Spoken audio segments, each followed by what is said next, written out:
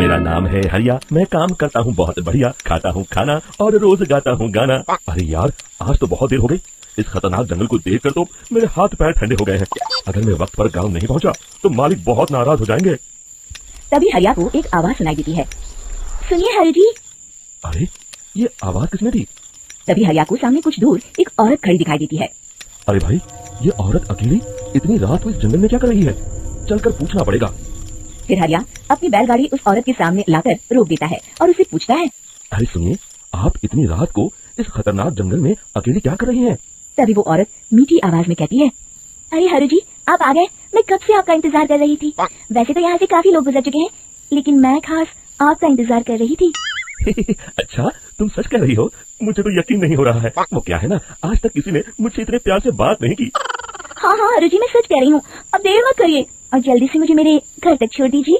हाँ हाँ, कौन सी बड़ी बात है, अभी छोड़ देता हूँ। आप मेरे पीछे बैलगाड़ी में बैठ जाइए और मुझे रास्ता बताते चलिए। फिर वो औरत हरिया की बैलगाड़ी में बैठ जाती है और हरिया बैलगाड़ी हाँकता हुआ आगे चल पड़ता है। फिर उस औरत के बताए हुए रास्ते पर चलते चलते हरिया बैलगाड़ी लेकर एक काली गुफा के आगे आकर रुक जाता है। हरिया उस औरत से पूछता है, हाँ देवी जी, आपका घर कहाँ है? यहाँ तो एक गुफा के अलावा और कुछ नहीं है। तभी अचानक वो औरत हवा में उड़ने लगती है। देखते ही देखते उसका सुंदर रूप एक डरावनी चुड़ैल में बदल जाता है और वो जोर जोर से हंसती है। अरे तू तो एक नंबर का बेवकूफ निकला। तू तो भैया आसानी से मेरी बातों में आ गया। अरे मर गया रे, ये तो एक चुड़ैल है। हे भगवान बचा ले, ये तो बड़ी डरावनी दिखाई दे रही है। और फिर अगले ही पल हरिया की बैलगाड़ी में रखा सारा सामान हवा में उड़ता हुआ उस काली गुफा के अंदर चला जाता है और वो चुड़ैल भी उस गुफा के अंदर जाकर कहीं गायब हो जाती है। हरिया ये नजारा देख बुरी तरह घबरा और परेशान हो जाता है। अरे, ये चुड़ैल तो मेरा सारा सामान लेकर गुफा में गायब हो गई। अब क्या होगा? अगर मैं गांव खाली हाथ गया तो मालिक मेरी अच्छी खबर लेंगे। मेरी इस बात का कोई यकीन भी नहीं करेगा। फिर आखिर वही हुआ। हरिया के मालिक चंपक सेठ को हरिया की किसी भी बात पर रत्ती भर भी यकीन नहीं हुआ। चंपक सेठ को लगा हरिया झूठ बोल रहा है और उसने ही लालच में आकर सारा सामान हड़प कर लिया है। फिर हरिया को बेईमान समझकर चंपक सेठ उसे काम से निकाल देता है। अगले दिन अपनी दुकान में परेशान बैठा चंपक सेठ गुस्से में बड़बड़ाता है, अरे, दुकान में तो सामान बिल्कुल भी नहीं है। अब मुझे ही शहर जाकर सामान लाना होगा।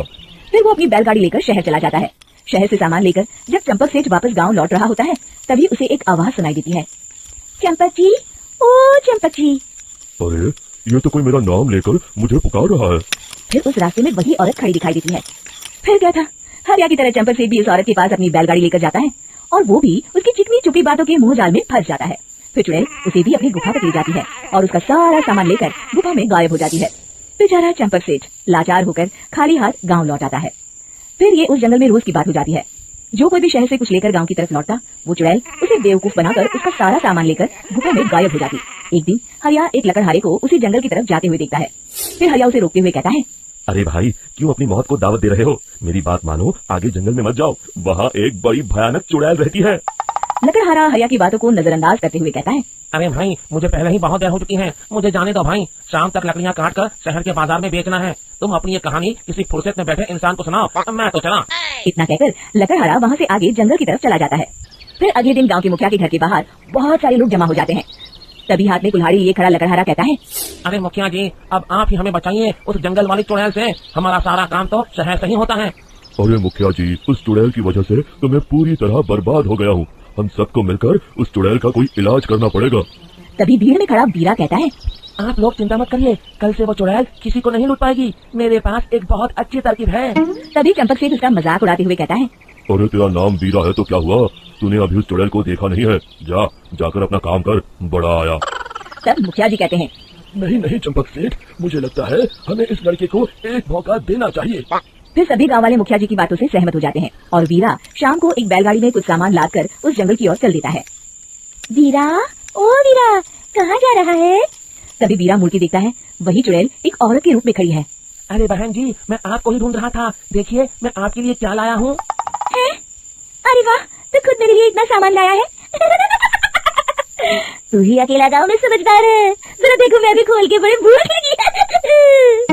जैसे ही चुड़ैल उस सामान पर से कपड़ा हटाती है, एक भगवान शिव की तेज रोशनी उसके अंदर मूर्ति से निकलती है और चुड़ैल अपने असली रूप में आकर जलने लगती है। अरे मैं जल रही हूँ, बचाओ, बचाओ, ओम नमः शिवाय, बचाओ। देखते ही देखते वो चुड़ैल राख के साथ उड़ जाती है और सभी गाँव वाले भी वहाँ जाते हैं।